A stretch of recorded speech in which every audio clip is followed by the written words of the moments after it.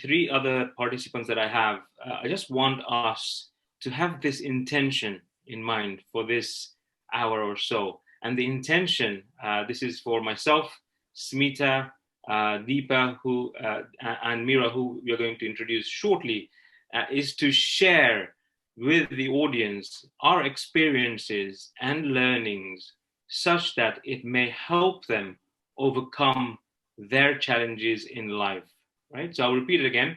Our intention is to share with the audience our experiences and learnings such that it may help them overcome their challenges in life, okay?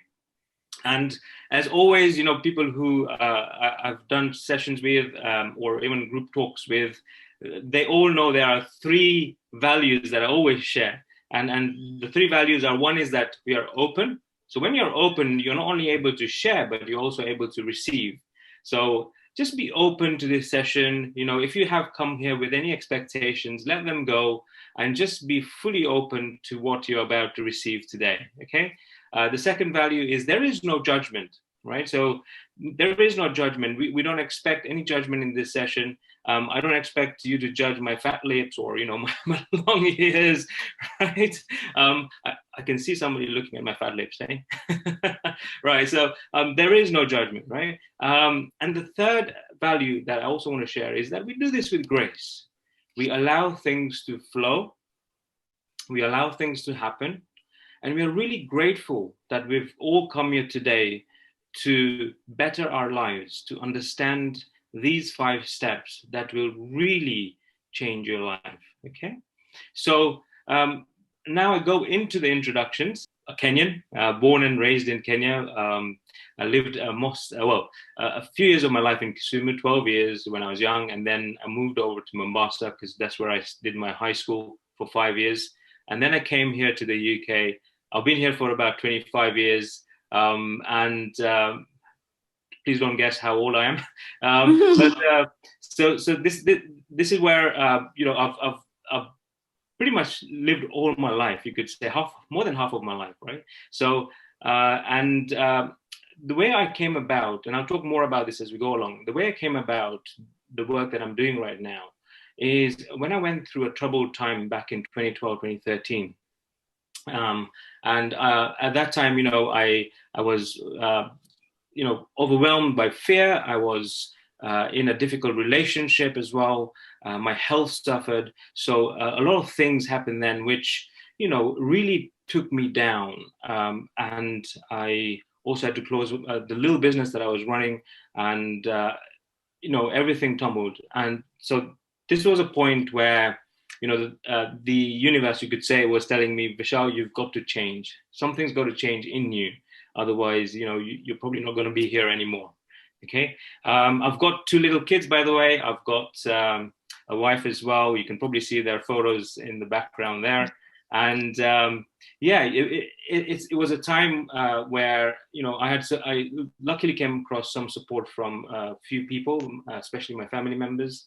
And what emerged from that was a new me, okay? And this I will share further with you as we go along. Now, I focus on the work where I help people clear their past, because that's exactly what I did. When I went through that period in my life in between 2012 and 2013, I actually cleared my past. And what came after that was a very bright future. Okay, so that's why I'm sharing this session here. 5 steps to clearing your past and creating a bright future. Right, so let us begin. The first step of discovering the symptoms. Now, you might have noticed in your own life, there may be some repeating patterns that may be happening in your life. Okay, whether it is emotional pain that you're going through, whether it was a controlling relationship maybe that you've been in, and you see yourself, being in that relationship in and out, whether it is a relationship with a coworker, a manager, your own partner, if you're in a controlling relationship, or if there is a relationship where there is no love, The deep connection that you probably had once with your partner has now been lost. Okay, so that's an indication of where the pain is as well. The other place where the pain could be is maybe you've been in deception. You've been going through humiliation, where you've been humiliated a lot of times by others, and this cycle keeps on repeating in your life. Okay, so these are all symptoms saying that you've got to do something about what actually you are holding within you. Okay, so the reason why we look at what is actually happening in your life, where the pain is pain is actually a good indicator of what is going on in your mind. Right? All the experiences we are having on our outside world, everything that is going on around us, our relationships, our health, even our own careers, our businesses. Are we really happy in our careers and businesses? What is our passion and purpose? Or are we lacking in it? So all of those experiences are telling us that there's something within us that we need to address. Okay, maybe we've got an illness. We've just been diagnosed with diabetes, or we've got high blood pressure. What is that telling us about ourselves and our mind, the status of our mind? So discovering the symptoms is so key in knowing what it is in your mind that you need to address. I want the other speakers to share the pain they had before they actually went on this journey with me. Okay, so I'll ask. Let me ask Deepa to begin with. What was your pain before you actually began on this journey? So, for my pain, it was the loss of my parents, and losing my mom first and my dad later. I think losing my dad was the biggest pain. It felt like I lost everything, and it felt like I was very alone. A big piece of the puzzle was gone. So it felt like I would say scared, lonely, just lost basically. And that's when I thought, okay, something's not right. Fear, I think, was the biggest one, losing confidence. So I think for me, that was a big wake up call that something needs to be done. So for me, I think grief was the biggest pain for me. So okay, thank you so much, Deepa, for sharing. thank you. Let me go to Smita. Smita, what was your pain before you went on the journey? Okay, so, I lost my dad and my brother 35 years ago in a car crash in Kenya. It was a real tragedy. One of the first ones, I think, where father and son, went together, and I couldn't cope with it. Yeah. And I had this fear and anxiety of losing other family members. Now I thought, who was next now? Because also I'd lost in this 4 years, I'd lost 4 people. My in-laws also passed away, and my brother and dad. So I just couldn't cope with it. I was nervous and very anxious, and just a fear of death and losing people around me. So even mine was a grief, and I was very, very young at that time, only married for 1 year, 25, 26. So I couldn't cope with it. Right. Thank you so much for sharing, Smita. Okay. And Mira, what was your pain? I also lost my dad about 11 years ago. But before that, I actually went through a lot of bullying in school, and it had actually crushed my self-confidence completely. So I had a lot of fear in me, that, I wasn't good enough. And I just felt like there's so much of confusion in my life. I didn't have a purpose. I didn't know which direction I was heading in. And it's so important for you to have that, because you just don't know where you're going. I was like a headless chicken. And the self-confidence part actually affected a lot of areas in my life, whether it was relationships or whether it was, with my work or whatever it was. It just affected me in all areas of my life. So for me, that was the biggest one. Yeah. Fantastic. Thank you so much, Mira. and Deepa as well as Smita for sharing, where the pain was. Now, this is the thing, right? So when we have those kind of repeating patterns, and one of the things that actually Mira mentioned there was, the bullying that she went through in school, the feeling of not being good enough. It's the same kind of feeling that I had when I was growing up. Again, I went through bullying in school myself. And I felt this, that, I was just not good enough. And there was a lot of shame in me. And that's everything that I went through all of that. And those kind of repeating patterns kept on going. So that along with that came control as well, control in relationships, right? So these repeating patterns keep on repeating until you do something about it. So the next question is, what can we do about these kind of pains that we are suffering in our life, right? Whether it's grief due to loss of a dear one, or grief because, we are hurt in relationships, or, bullying that we've come across in the workplace or in school when you were young, or being in a controlling relationship. So what can we do about this, right? So that takes us into the second step. Now, the second step is the unconscious mind. So all of these experiences are actually telling us something. If we look at that in that way, where all these experiences that we're going through is an indication of what is in your mind. Now, the unconscious mind is the part of the mind where all our feelings, emotions, thoughts, beliefs that we are not aware of are stored, right? So there was a lot of work done by Sigmund Freud. Those people who've done psychology know it, right? Sigmund Freud did a lot of work on the unconscious mind. Some people call it the subconscious. And Sigmund Freud was an Austrian neurologist.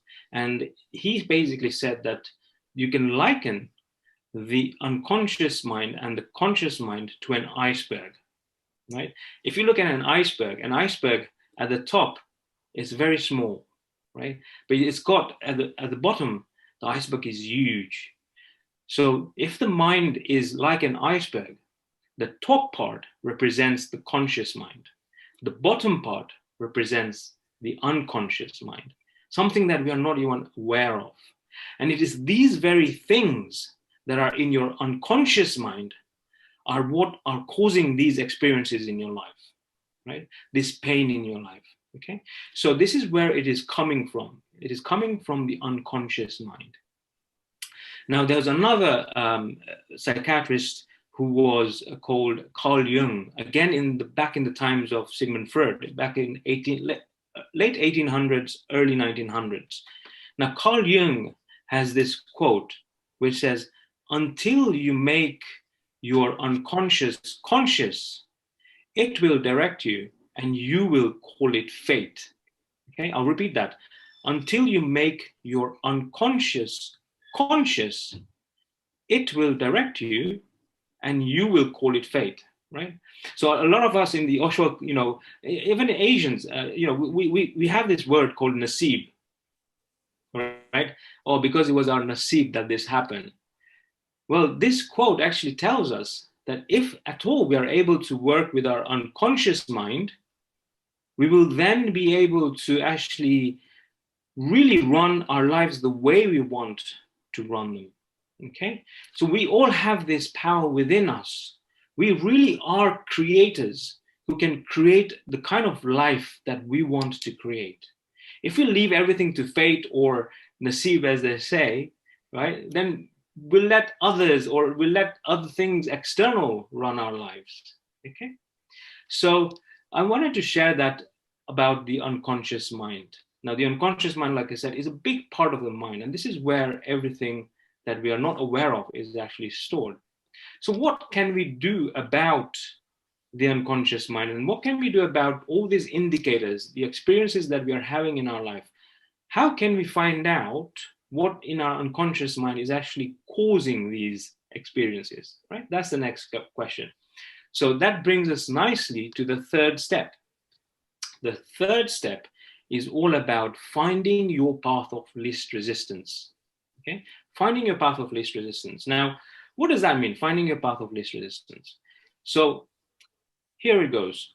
We've tried many different methods to possibly go within. Okay, this is an inside-out approach. So the way we've tried this is doing various mindfulness exercises, meditations, etc. So when I was actually going through this pain in my life, which was mainly fear, and in that year of 2012, 2013, when I went through, you could almost call it like the dark night of the soul. That's how bad it was. I mean, I thought I was not going to be on this planet, right? And at that time, somebody advised me to start meditating. Okay. Now, I started meditating, and I started off with breath work, because that's quite popular. Breath work is very popular. A lot of people do it. But for me, that didn't work. I wasn't able to silence my mind. I wasn't able to stay still. And I then, tried something else. I tried mindfulness with sound. So I started the chanting, and for me that started working. So for me, my path of least resistance was starting off with sound to go within myself. Okay, and this is what I want everyone to know, is that for everyone, different things will work for different people. Okay, for me, breath work didn't work. For me, sound worked. Visualization worked really well as well. So there are mainly 5 types of mindfulness exercises. One is breathing. The second one is sound. The third one is visualization or imagination. The fourth one is focusing. And the fifth one is observation. Okay, so observation is a very powerful way of going into your unconscious mind. So all these exercises will help you go into your unconscious mind. Okay, but the idea is for you to take the path of least resistance. Okay, just like how, I remember back in the days when I was very young, my dad used to take us, to some of the rural parts of Kenya, where the mountainous area, there are hills. And I used to observe like how the cattle, a lot of cows and goats, who kind of go and graze in the mountains, right? Or the hills. What they do, nature shows us this. What they do is they also take the path of least resistance. They will never climb a hill straight up, right? They will go around it to go where the pasture, the grass is very nutritious, right? So if they do it, we too should do it, right? The other example is rivers. Rivers go, rivers will always take the path of less resistance to go into the sea. You never have seen a river go straight down into the sea. They won't go over hills, or they won't go over huge rocks.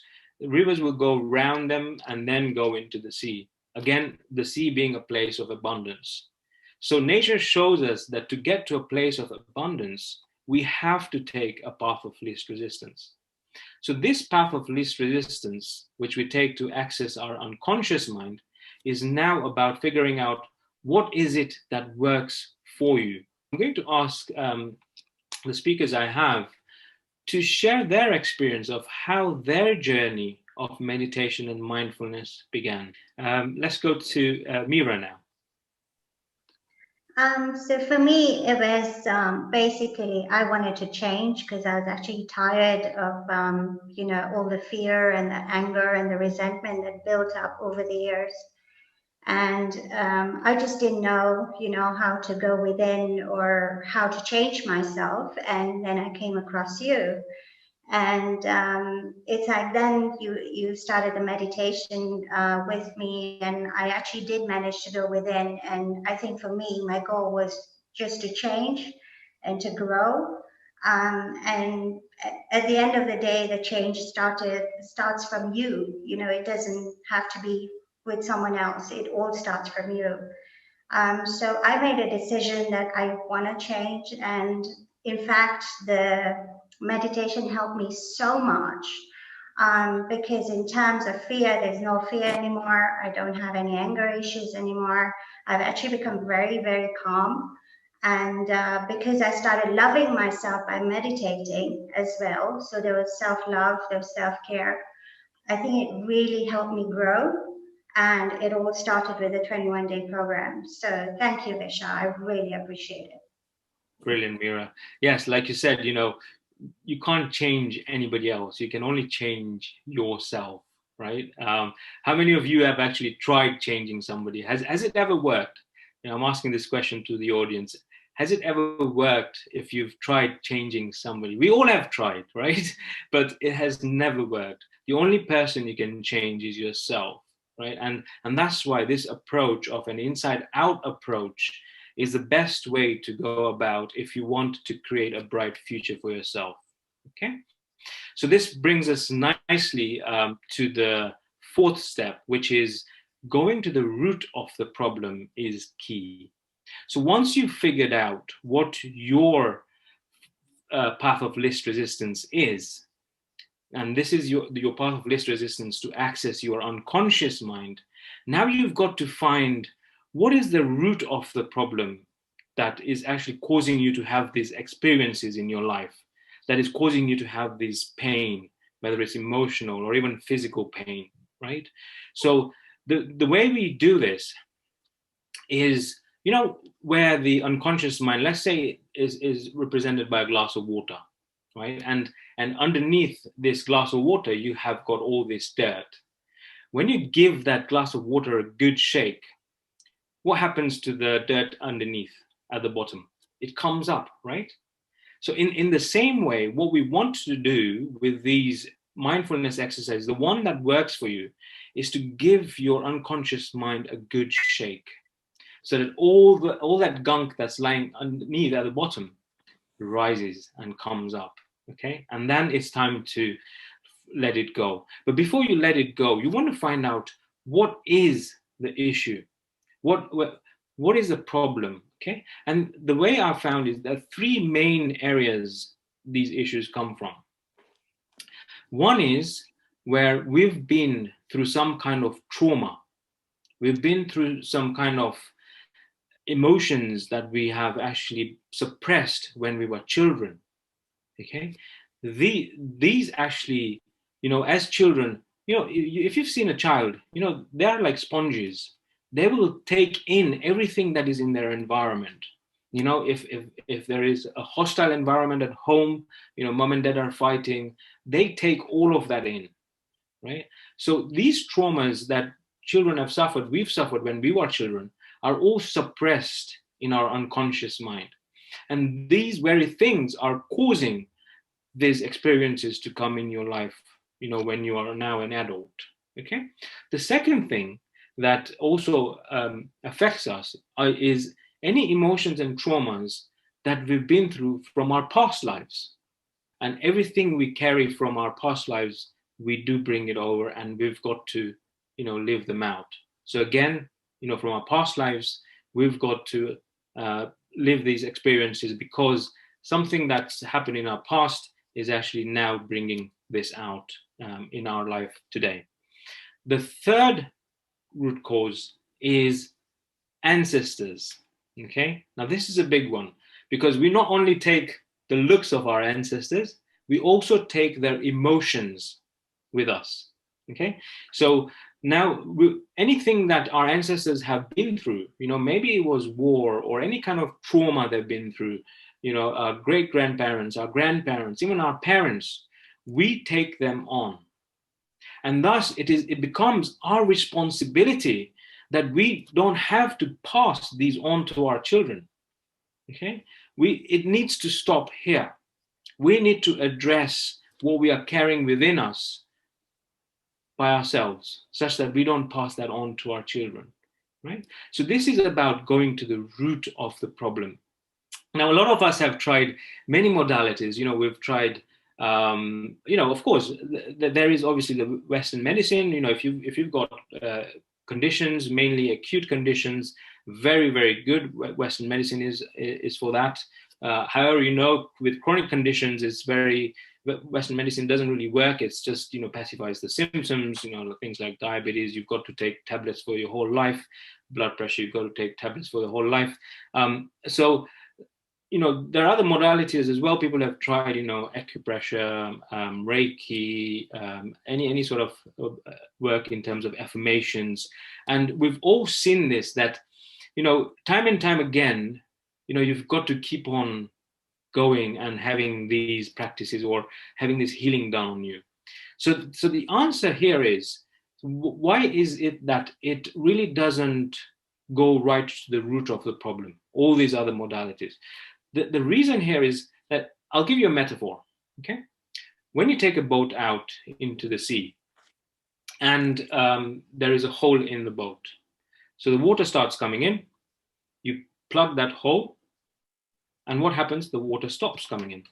So for a few, maybe until you get back to shore, that is fine, because it has helped you. Plugging that hole has helped you to at least get back to shore. But what you wouldn't do again is you wouldn't take the same boat out again into the sea, right? Because it's got a hole. So what you'll do is you'll change the boat. So exactly that, these other modalities, healing, affirmations, acupressure, what they will do is they will help you temporarily fix the problem.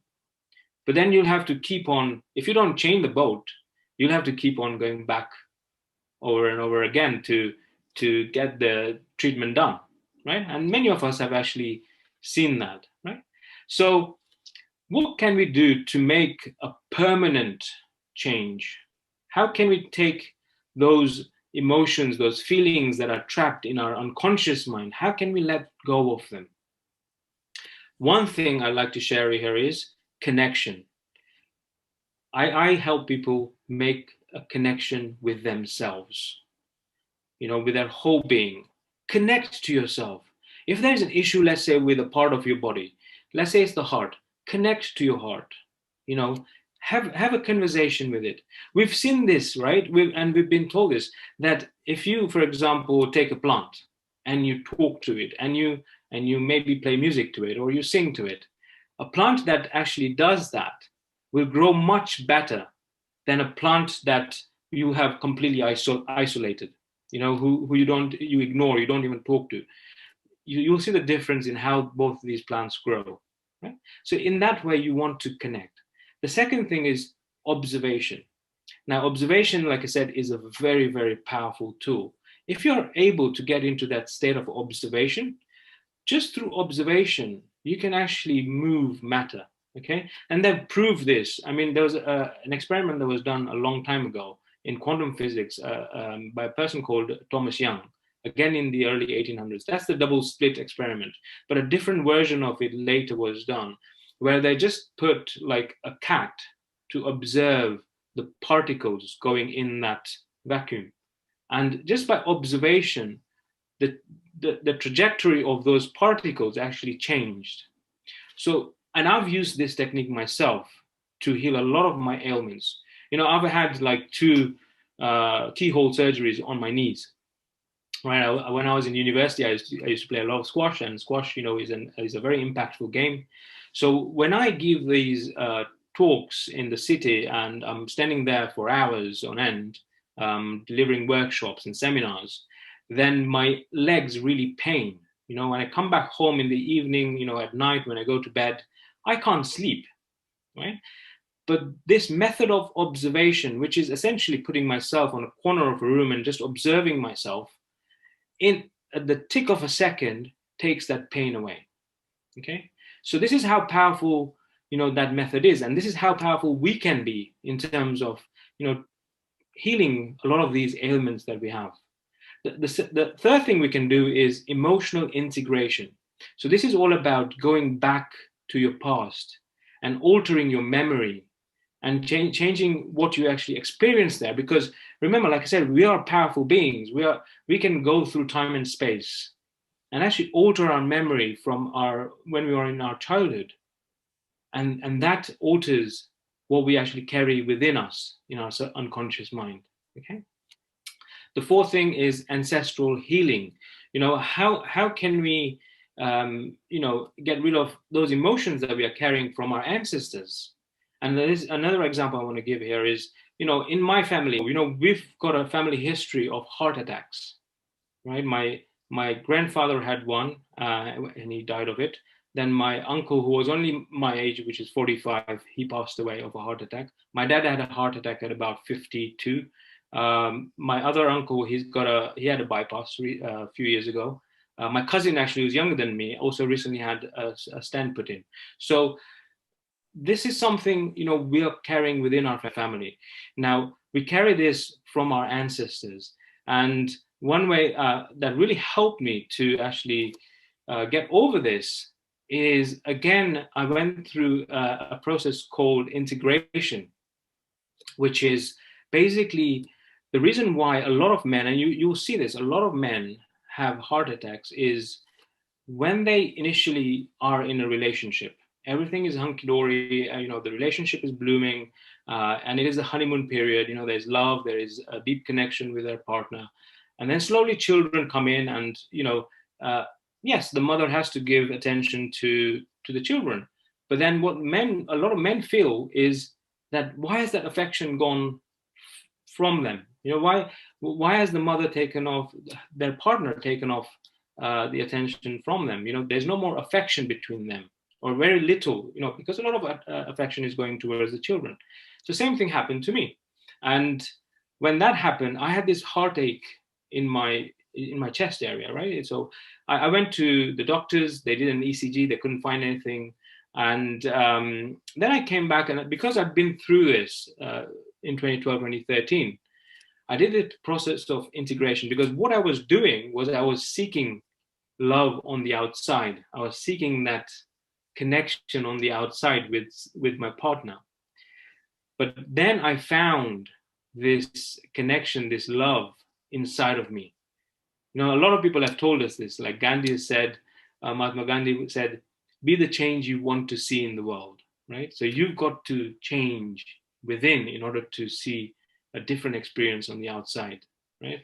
Bob Proctor, he's got a whole chapter which says, everything is but a looking glass, right? And a looking glass is a mirror. So everything that you want to change is to change on the inside, such that your experiences on the outside change. And when I did that process of integration, the pain I was holding within myself just vanished like that, because I found the love that I was seeking on the outside inside of me. Okay, so I wanted to share that with you. Let me go to Deepa now. Deepa, so what was the root cause of your problem, and how did we eliminate the issue from its root?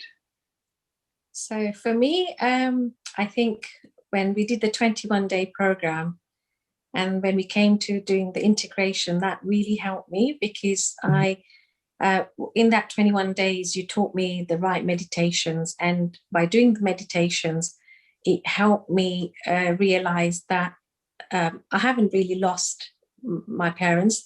They're always with me, and they'll always be forever with me. I can still talk to them. Also, I've got a beautiful family.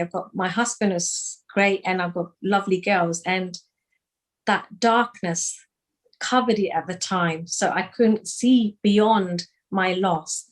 But the meditations and the techniques you've taught me has actually helped me to get over that grief and get that confidence back, and not be scared, and feel that yes, they've gone, but I've got beautiful memories of them. But I still have to carry on with my life and be there for my girls and my husband. So I feel that the meditation and the integration that we did in the 21-day program, and I still remember that day when we did the integration, it felt some things just clicked and worked. And also doing my yoga regularly helps me, and going for my mindful walks, which helps me ground myself. But the meditation is something I would never stop, because I feel that's what's got me to where I am. Because at one stage, I was so lost without my dad. And I thought that the biggest fear I had was, Dad's gone, I'm going to lose someone else. I've lost Mom. My job, obviously my company shut down, so that went soon, 2 months after I lost my dad. So I felt like everything I loved is going away. So I thought, what next? But doing this, so for me, I feel, yes, from this darkness, I've learned a lot. And I'm so grateful that I got introduced to you. And you've helped me get through from the darkness to I can see the light, and I am in a much, much better place. I feel confident, I feel happy. So just grateful to you. And I think I would highly recommend meditations and visualizations is the best thing for me. So thank you. And I really, really appreciate that. So thank you very much. Thank you, Deepa, for sharing that. So yes, absolutely. Because what you were seeking love on the outside, right? When you went through that phase where you lost your parents, and that love that you thought that you lost was something that you thought you're never going to get it back. And this love that you were seeking on the outside, when we did the integration, you were actually able to find the same love within yourself, and that's where we actually closed that loop, and you were then fine after that. Brilliant. Thank you so much, Deepa, for sharing that. And let me go to Smita now. Okay, so my root cause was my dad and brother's loss.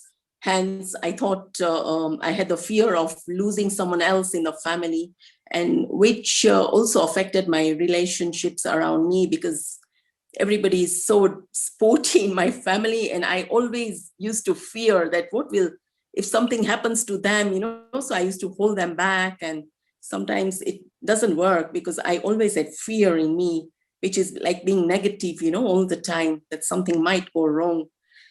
So then I thought I have to help myself. So I desperately needed this help, and that's when you came in.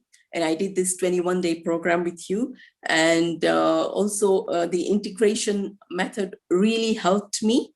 So that love which I was seeking from my dad and my brother, I think then I found it within myself.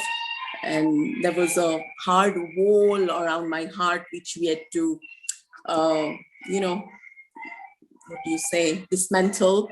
And I think it really helped. Yes, absolutely. And this I love walking, and there is so much greenery around here, so I go for walks in the forest here where I live in this area. There's beautiful trees and nature. So the meditation which you taught us, through the nature, I go on with that every day. I hug the trees, and I think it's really, really changed my life. And there's lots of love around, and it's just helping me now, so I'm forgetting about all this fear and all. So it's helped Fantastic. Thank you so much, Smita, for sharing that. Yeah, which brings us to the fifth step. So what we've done so far is we've looked at, right, where is the root cause of this issue, and what can we do about it? And that actually has laid the foundation.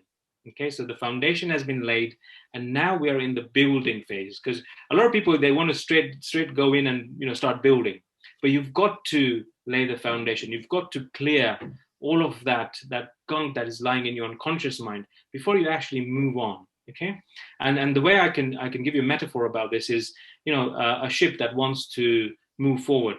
No matter how much throttle you give it, if it has got anchors, in the seabed, no matter how much throttle you give it, it wouldn't move forward, right? It is those anchors that you need to take off, and then the ship will go forward. So in the same way, the unconscious mind has got those emotions that are stuck in there. They're stuck in the seabed. You want to lift those off and let them go, such that your life can take off, right? And once you've done that, then you go into the building phase. And the building phase is all about, where, let's say, you are in a career and you're not really enjoying it. You want to find what your passion, what your purpose is. Maybe you're in a business. Everything you do, day in, day out, all you look at is, right, what is the turnover? How much profit have I made? Is that what life is about? Is that life, years and years of just looking at profits and sales and turnover? Really, is that what life is about? What is your purpose on this planet, right? That is what you want to get clarity on. If you're at home, making food, Yes, it's good. You're cooking for your partner, your children. That's very good. But is that what life is all about? What is the reason that you've come here on this planet? That's the question you want to ask. And the primary reason that we've all come here on this planet is we've come here to ascend, to evolve in this life, such that we can, proceed in our spiritual journey. And the way you want clarity on this is, you gain clarity by really connecting you to your true self. When you connect to your true self, you access your intuitive mind, your creative mind, and that's where you start getting clarity. Okay. You also can tap into abundance of energy. Now, I wanted to do a guided meditation of about 10 minutes where I can show you how you can actually tap into this energy that is around us, right? There's abundance of this energy. A lot of us lack in energy, but we can actually tap into this energy that is around us. Okay. And what you also want to do is you want to seek within what you are seeking on the outside, and like I said, the integration method really, really helps. In this meditation, I want to show you not only how powerful a being you are, but also how you can actually tap into this energy which is around us. This energy that is in nature. Okay. If you go out, walk in a park, you can feel this energy. If you walk in a forest, you can feel this energy. I want all of you to really do this, and really, leave all those limitations, limiting self-beliefs, limiting thoughts that you might have at the moment. Really clear your mind and really give this your 100%. If you give this your 100%, I tell you this, you will gain that energy, okay, in these 10 minutes. So I want all of you to sit properly. Just sit comfortably, make sure you're all comfortable, loosen up your body, relax your shoulders, and I just want you all to start breathing whilst I connect my headphones.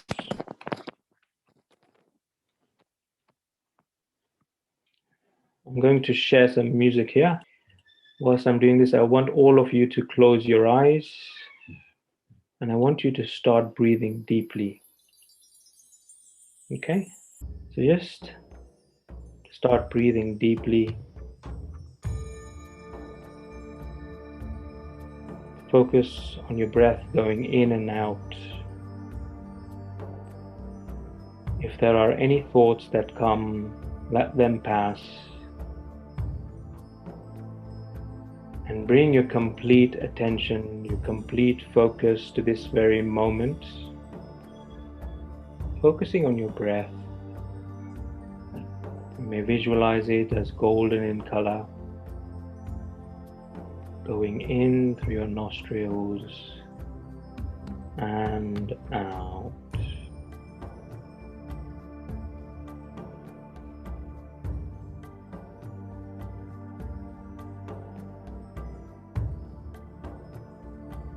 Let the music connect you to your body.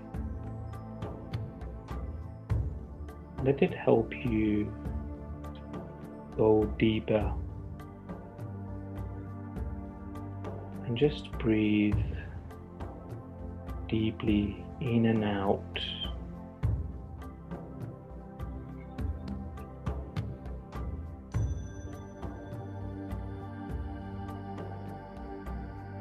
Really loosening up your body and connecting to it.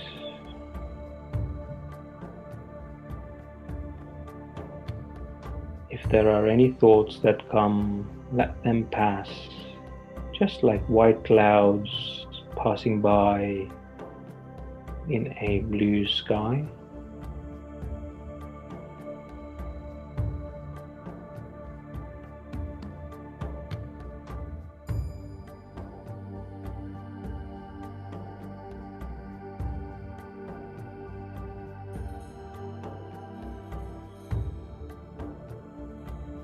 Keeping on focusing on your breath going in and out.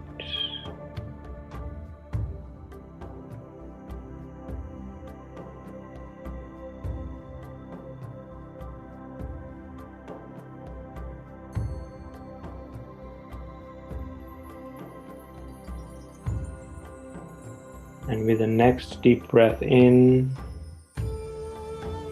see yourself in a lush green forest, surrounded by trees and plants. You're standing on this path, and as you stand on this path, you look around. You can see little animals, rabbits hopping on the ground, squirrels going up and down the trees, butterflies flying around you. And as you stand on this path, you can feel the warmth from the sun. It's a bright, lovely day. You can feel the breeze coming from behind you, a very light, warm breeze. And as you stand there, you focus on the environment around you. You see the presence everything displays, the unique beauty and shape of everything, especially the plants and the trees, and the way the colors seem to glow and appear brighter.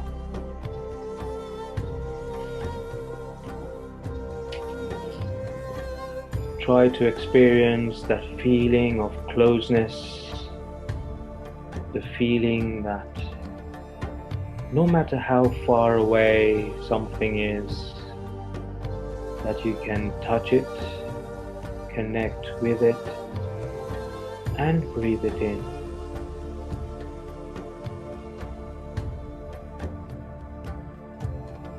You can see these little golden specks of light, on the plants and trees nearby you. And you start breathing these golden specks of light in as they come near you. As you visualize it this way, each breath pulls in energy into you and fills you up like a balloon, making you more energized, making you feel lighter and buoyant.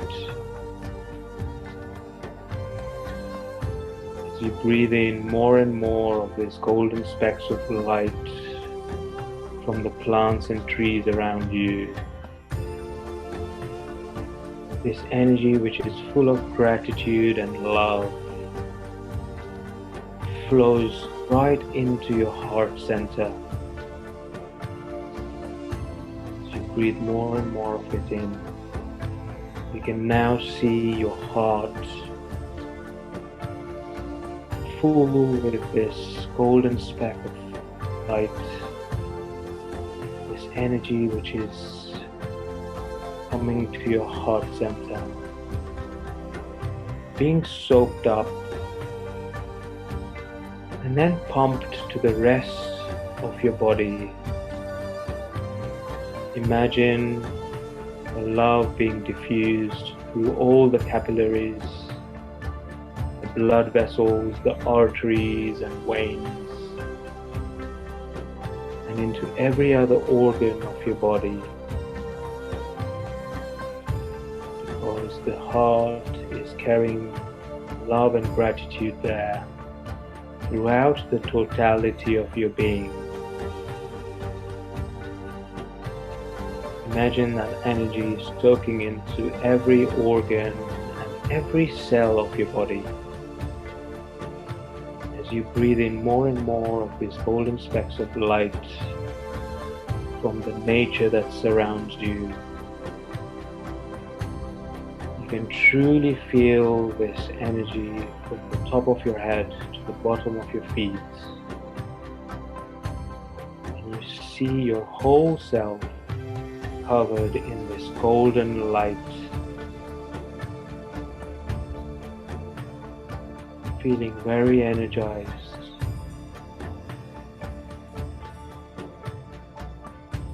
then slowly, as you breathe in, taking in 3 deep breaths,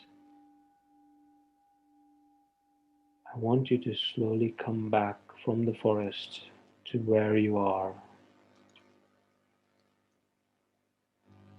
And on the 3rd breath in,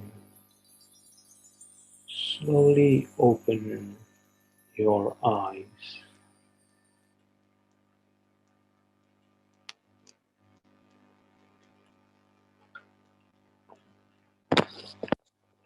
Okay. So that was a short, very short meditation. It was really an honor to serve you, to be able to share this information with you. We are all here on this journey. You know, we all have our primary purpose and passion is to really move forward in our own journey, in our own spiritual journey. And I really, really wish you well on that.